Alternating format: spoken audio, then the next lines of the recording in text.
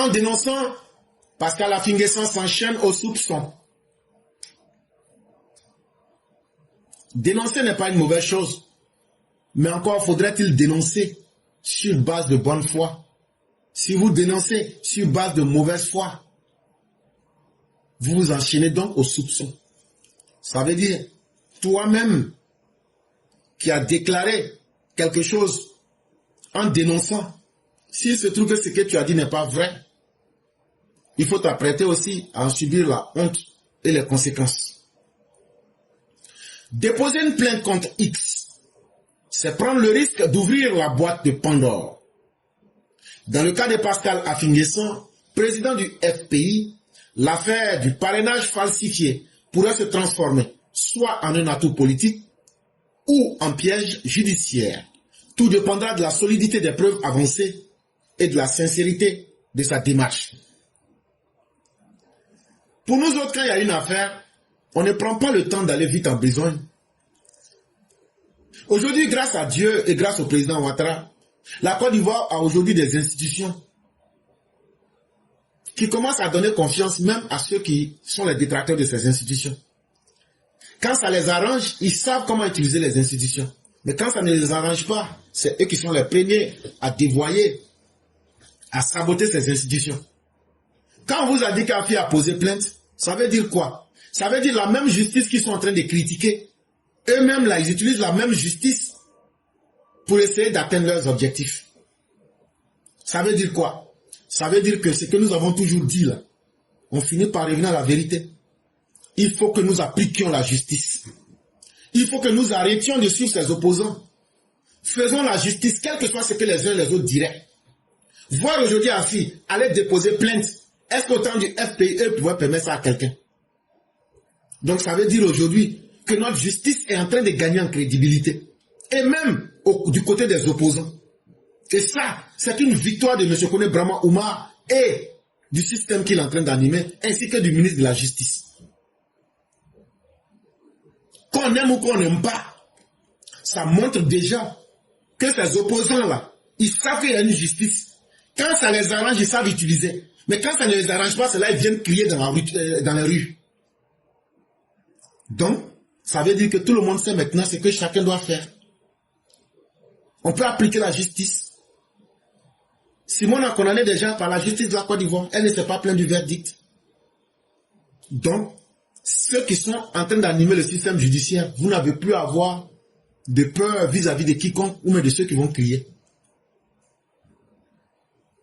Dans le cas particulier d'Affi-N'Guessan qui a déposé une plainte le 23 septembre 2025 auprès du procureur, lequel procureur a transmis les dossiers à la police judiciaire, et Affi qui a été entendu le jeudi passé, il a dit que ces parrainages ont été falsifiés. Et il a donné un certain nombre d'événements ou même de faits. On en a déjà parlé. Maintenant, qu'est-ce qui va se passer? La même justice va faire son travail. Si Affi a raison, mais Affi sera l'homme le plus heureux. Mais s'il n'a pas raison, ça sera un piège judiciaire pour lui. Et donc, il serait important que les preuves qui sont avancées soient des preuves vraies et que la démarche d'Affi-N'Guessan soit basée sur la sincérité. Et pourquoi? Parce que quand tu accuses, en fonction de la gravité de l'accusation, ça peut se retourner contre toi-même. Et ce n'est pas bon. Et donc ici, on va diviser, pour que vous puissiez bien comprendre, on va diviser cette thématique en 5 petites parties pour que vous puissiez bien comprendre. La première partie, c'est l'audition. Première étape décisive.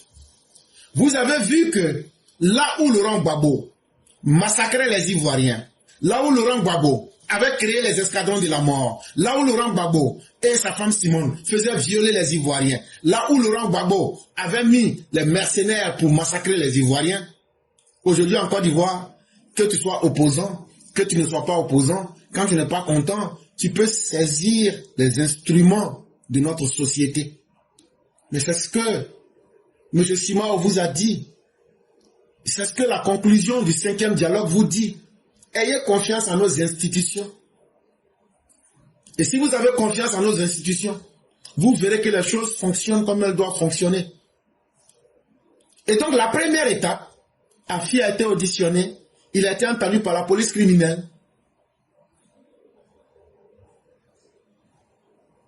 Mais ce qu'il faut dire à Afi, à partir du moment où tu as été entendu par la police judiciaire, la police criminelle, tu n'as plus droit au slogan. Ça veut dire que tu ne peux plus bavarder sur la question. Il doit désormais prouver ses accusations de falsification. Chaque pièce sera décortiquée, du mode de collecte de parrainage jusqu'au dernier cachet transmis au Conseil constitutionnel. Si ces dires tiennent la route, les faussaires pourraient bien se retrouver dans le box des accusés. Mais si ces allégations se fondent, c'est lui qui risque d'être happé par le piège judiciaire qu'il croyait tendre aux autres. Donc, la police criminelle maintenant va faire une étude minutieuse, à la loupe et à la petite cuillère. Tout ce qui a été dit, comment l'affaire a commencé, Afi a donné sa part. Ils vont prendre les accusations et regarder maintenant où est intervenue la falsification, comment la falsification s'est faite, qui sont ceux qui ont fait ces falsifications. Ils vont décortiquer, ils vont vérifier depuis le mode de collecte, comment les parrainages ont été collectés, qui sont ceux qui ont mis les tampons, comment ça a été transmis au Conseil constitutionnel. Ils vont vérifier tout ça.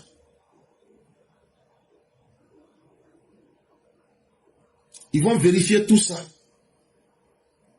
Et si les propos d'Afi tiennent la route, il n'y a pas de problème. Tous ceux qui seront soupçonnés d'avoir fait quoi que ce soit seront invités à venir s'expliquer. Mais une accusation n'est pas de facto une preuve de vérité. En ce moment donc, si l'accusateur, il ressort que ce qu'il a dit n'est pas vrai, la machine qu'il voulait tendre comme un piège à X va se retourner contre lui-même et il va assumer les conséquences de ses actes. Et là aussi, il faudrait que Afi sache que la justice fera son travail avec beaucoup d'objectivité et sans état d'âme. Le deuxième niveau de notre réflexion, c'est le danger de la surenchère. Dans le contexte électoral actuel, la tentation est grande d'amplifier les accusations pour mobiliser ses partisans. Pourtant, la surenchère verbale est à double tranchant. Accuser sans fondement expose à des poursuites pour dénonciation calomnieuse. Ainsi, celui qui pensait dévoiler un complot pourrait être rattrapé par ses propres exagérations. La surenchère, c'est vouloir enfler quelque chose au-delà de ce qui est réel. C'est être dans les exagérations. Si les gens pensent que nous sommes dans un amusement et que tout un État va avoir peur des individus et qu'on va aller se cacher dans une salle, prendre des tampons, inventer des choses, ça ne nous surprend pas. On a vu certains de leurs communicants sortir pour dire ici que Mme Jolicoeur a pris tous les dossiers et elle allait se cacher avec Ouattara. Et puis maintenant, ils ont travaillé sur les dossiers. On connaît votre mode opératoire.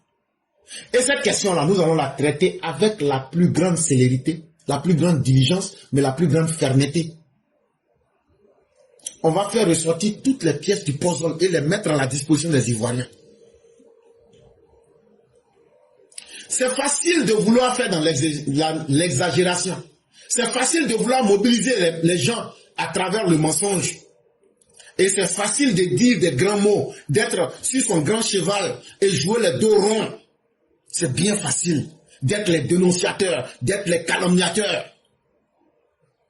Mais il faudrait que ce que vous dites là, vos accusations soient basées sur des fondements réels. Parce que ici, on veut nous faire croire à un complot d'État. contre ceux qui ont été rejetés. Là où vous n'avez pas réussi à mobiliser les foules politiquement, parce que vous n'avez pas les éléments de langage politique, vous n'avez pas l'historique politique, vous n'avez pas la capacité intellectuelle de vous réinventer politiquement pour faire une offre politique aux Ivoiriens. Il faut faire de la surenchère, de l'exagération. Mais s'il s'avère que cette exagération n'est pas en conformité avec la réalité, soyez aussi prêts à assumer aussi la lourdeur de cette exagération. Parce que on ne va pas accepter que des gens sérieux qui ont mis du temps à faire du travail sérieux soient accusés injustement. Le troisième niveau de la réflexion ici, il faut dire à tout le monde que cette enquête peut s'élargir. Parce qu'on ne va pas continuer à faire la même chose 1001 fois. C'est comme quand les soi-disant enseignants sont sortis pour dire qu'eux veulent une prime exceptionnelle. Ils avaient voulu nous mettre dans un engrenage à effet de wagon. C'est-à-dire, quand les enseignants vont finir, les gendarmes vont faire. Quand les gendarmes vont finir, c'est les policiers. Quand ils vont finir, c'est les hauts forêts. Et on allait avoir la même répétition. Ça allait alourdir le climat social. Et finalement, ça aurait été le chaos social. Le gouvernement a dit, votre affaire de primes que vous demandez là, nous on sait déjà que si vous demandez, les autres aussi vont demander. Donc là, on va traiter le cas globalement. À partir de votre cas, on va traiter tous les autres cas. Donc tenez-vous pour dire qu'à partir de ce cas-là, on va aussi prendre tous les autres et étudier tout ça globalement. À partir de cette posture d'Afi là, Afi, si tu gagnes le procès là, on va te nommer président même. On va te laisser, il n'y aura plus élection même. Tu seras président de la Côte d'Ivoire. Parce que tu vas rentrer dans l'histoire. Mais si ça veut que c'est faux là, Afi, le poids de ça là, c'est que tout le monde devait subir là, toi seul tu vas. Même quand on a attrapé Jésus par là, Golgotha est petit d'enfer. Jésus on l'a attrapé là, sur le mont de Gethsemane là, pour l'amener à Golgotha. Ça sera petit, tu vas supporter les péchés de tout le monde en même temps. Et ça là, on va élargir cette enquête. Afi n'est pas le seul à avoir évoqué des irrégularités. D'autres candidats ont également dénoncé des fraudes dans le processus de parrainage. L'instruction pourrait donc élargir. Et cela pourrait dissiper, pour une fois, le voile des suspicions qui pèsent sur les institutions électorales. Examiner l'ensemble des dossiers dès lors qu'un doute est soulevé. Retracer l'existence éventuelle de réseaux d'intermédiaires indélicats ou de faussaires. Une telle extension conférerait à l'enquête une portée globale. Il ne s'agirait plus de Afi contre le système, mais il s'agira plutôt d'un examen approfondi des pratiques susceptibles d'affaiblir et de discréditer le processus électoral. On comprend que votre stratégie, c'est de saboter les institutions, de fragiliser les institutions. Afi veut se donner l'image d'un brave contre le système aujourd'hui. Il n'y a pas de problème. Mais on va élargir l'enquête. Afi, cette enquête-là, toi tu es accusé, Assalé est accusé, beaucoup de m'ont accusé, il n'y a pas de problème. On va élargir. Quand on va élargir, on va bien comprendre s'il y a des faussaires, s'il y a des indélicats, s'il y a des bandits, s'il y a des réseaux qui sont là pour faire de la falsification. Si, à travers l'examen de l'ensemble des dossiers, on voit qu'il y a des doutes qui sont soulevés, mais on ne pourra pas cacher aux Ivoiriens. La vérité sortira. Mais, à partir de l'enquête qui est menée là, de la même manière qu'on a traité le cas des primes, une fois globalement là, c'est comme ça qu'on va traiter cette affaire-là aussi. Et quand elle sera traitée, comme c'est toi aujourd'hui qui t'es mis contre le système, est-ce que tu es prêt à assumer aussi les conséquences à la place de tout le monde? Comme de la manière Jésus est allé à Golgotha et puis il a pris les péchés du monde. Mais nous, on n'a pas changé. Et puis maintenant, est-ce que tu es prêt à assumer ça? Ça aussi là. Parce que toi, tu veux discréditer le système, tu veux affaiblir le processus électoral. Il n'y a pas de problème. Et on va donc, le même procureur va lancer. Si tu gagnes là, ta vérité, elle te sera donnée. Mais si tu perds, le même procureur chez qui tu as déposé, ça sera sans état d'âme. Et ça aussi, là, il faut qu'on t'explique clairement pour que tu sois prêt à encaisser la lourdeur aussi des conséquences de tes actes. Et en quatrième lieu, le retour de flamme des accusations infondées. Le droit réprime aussi bien la falsification de documents que la dénonciation mensongère. Afin tu as fait des accusations. Tu dis que des gens ont falsifié des documents. Il n'y a pas de problème. Tu es accusateur. Et tu recherches les coupables. Mais dans la loi condamne les coupables d'actes ignobles. Mais la loi aussi condamne aussi ceux qui font des dénonciations basées sur le mensonge. Est-ce que ça, là, on a bien compris? De la même manière que tu cherches criminel, là, si on trouve criminel, on va présenter. Et tu as déjà parlé, on t'a auditionné. Sur la base de ce que tu as produit, de la plainte et de ton audition, on va continuer minutieusement les enquêtes. S'il se trouve que les accusations que tu as faites sont normales et fondées, on ne pourra pas cacher aux Ivoiriens. Mais s'il se trouve que tu as menti, la loi condamne les gens pour dénonciation mensongère. Ainsi, lorsqu'un candidat dépose un dossier comportant des parrainages frauduleux ou en doublant, sa candidature est recalée et déclarée irrecevable ou rejetée par le Conseil constitutionnel. S'il se trouve que les dossiers que vous avez déposés, c'est ce qui vous arrangeait que tu as déposé, mais on va reprendre tout le processus depuis le début. Et ce qu'on ne voulait pas faire là, on va faire sortir maintenant toutes vos mauvaises actions.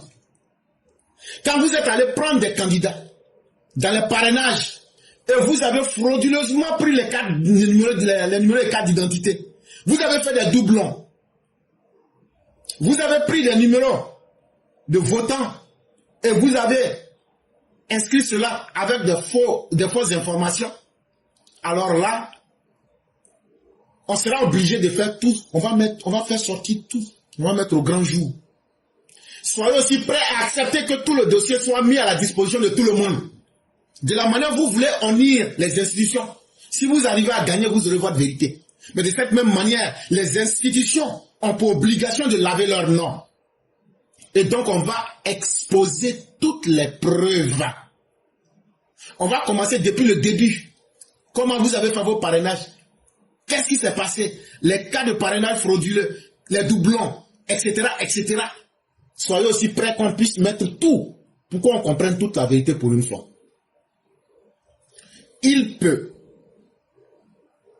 toutefois le cas échéant, intenter une action contre les auteurs de ces parrainages fictifs. S'il se trouve que il y a des parrainages fictifs, on va appeler Afin Naissant. Ça là, il faut expliquer. C'est toi qui as envoyé des gens pour aller faire des parrainages. Comment se fait-il que ils ont fait des parrainages fictifs? Afi et ceux qui l'ont envoyé vont s'expliquer. À l'inverse, celui qui avance des accusations sans preuve tangible s'expose aux mêmes sanctions.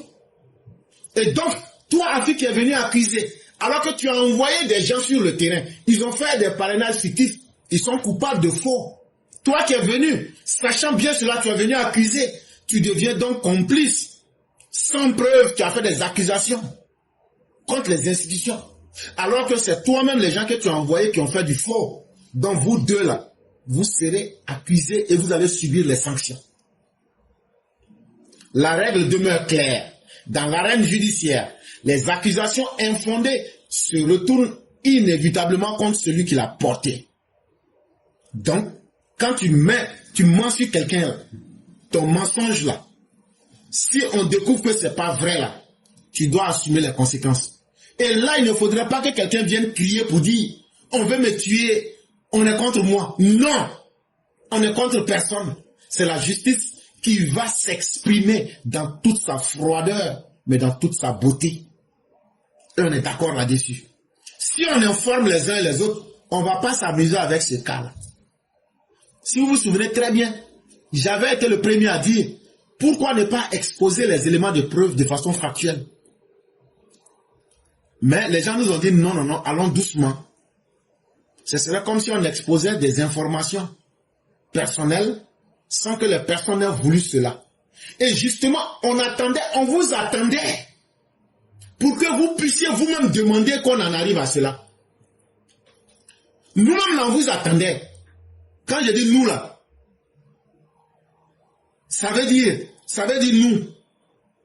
On vous attendait, mais on voulait que vous fassiez cette erreur-là. Et Dieu merci, c'est passé par toi à Fingues. Mais la vérité sera dite et elle sera exposée. Que personne ne vienne se plaindre. Ceux qui ont des dates de naissance différentes, on va les inviter. Quand ça a commencé là, vous avez vu sur le problème de la date de naissance de Gbagbo, j'ai insisté dessus pendant 2 ou 3 jours. Parce que nous avions la volonté de comprendre de quoi il est question. Aujourd'hui là, on va exposer tout ça. Et on va vous demander de venir vous justifier. Votre Gbagbo là, il est né quand? Il a 2 dates de naissance. Il est né quand? Il va se justifier cette fois-ci. Donc soyez prêts à assumer. Parce que tout sera mis au grand jour parce que vous avez demandé cela. Et c'est justement cela qu'on attendait. On va terminer avec le 5e niveau de notre réflexion. Que la vérité triomphe pour que vive la démocratie. Donc nous ne sommes contre personne. Nous ne sommes dans la haine contre personne. Parce que nous n'avons pas la force de haïr nos semblables. Mais nous avons une volonté farouche et inébranlable de démontrer ce que c'est que la vérité. Si Afi a raison, Afi aura tout son droit. Mais si Afi n'a pas raison, nous allons aussi exiger la rigueur la plus implacable pour que lui et tous ceux qui pensaient vouloir faire comme lui, l'effet de contagion, l'effet wagon, là, on va mettre fin à ça. Et Afi va servir de mouton de sacrifice.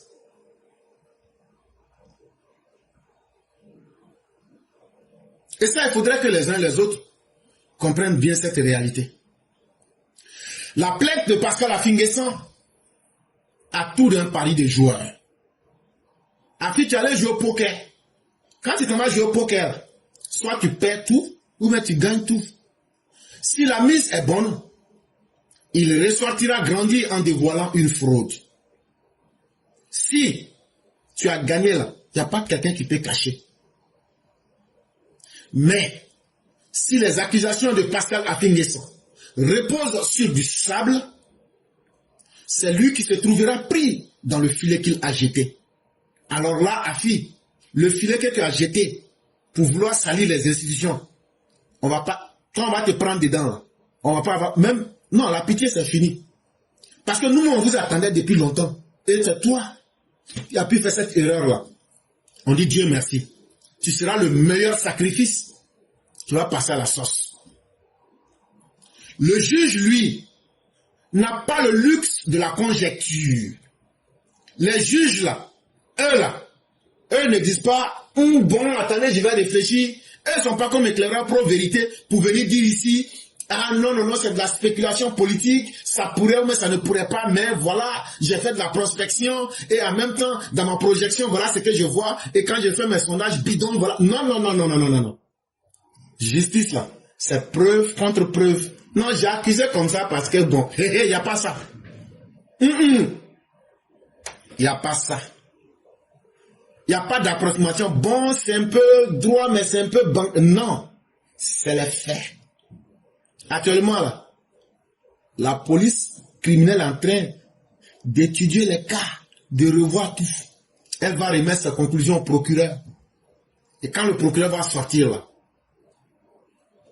c'est ça, on dit, hey! Peut-être, en élargissant son enquête, il distinguera le vrai grain de la fraude de livrer des accusations fantaisistes. Mais à finir ça, dans le pays, on se connaît tous. Vous savez dans quoi vous êtes. Mais cette fois-ci là, quelqu'un va aller en prison pour fausse accusation contre les institutions. Et ça là, il ne faudrait pas que quelqu'un soit surpris. Et cette histoire, on ne va pas laisser. Vous avez ouvert les portes de l'enfer pour vous-même.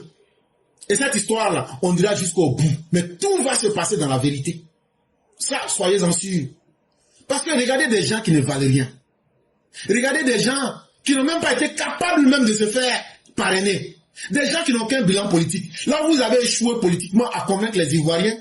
Vous pensez que vous pouvez manipuler les institutions, salir les institutions. Vous n'êtes même pas capable de mobiliser les gens. Et quand vous vous retrouvez en face de vos limites, vous voulez utiliser les chemins détournés pour travestir le réel. Mais cette fois-ci, là, vous êtes arrivé à votre terminus.